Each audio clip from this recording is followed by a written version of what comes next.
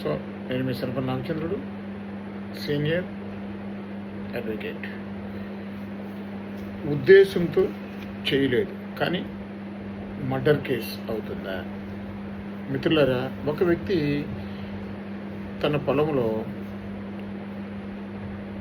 గొడ్డలితో పని చేస్తూ ఉంటే సడన్గా ఆ గొడ్డల యొక్క మొల తగిలి మరొక వ్యక్తి తీవ్రంగా గాయపడి కొన్ని రోజుల తర్వాత చనిపోయాడు.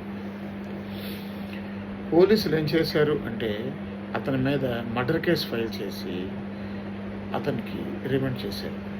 మిత్రులారా, ఇలాంటి సందర్భాల్లో మర్డర్ కేసు కింద పరిగణింపబడుతుందా అంటే మిత్రులారా, మన దేశంలో బిఎన్ఎస్ భారతీయ న్యాయ సంహిత అనే చట్టం ఉంది. ఈ చట్టంలో సెక్షన్ 8 ప్రకారం nothing is an offence which is 10 accident or misfortune అనే అంశం ఉంది. అంటే ఎలాంటి క్రిమినల్ ఇంటెన్షన్ లేకుండా సడన్గా మనం చేసే చర్య వల్ల మరొక వ్యక్తి గాయపడినా మరొక వ్యక్తి మరణించినా అది మర్డర్గా, హత్యగా పరిగణింపబడదు అని బిఎన్ఎస్ చట్టంలో స్పష్టంగా చెప్తుంది.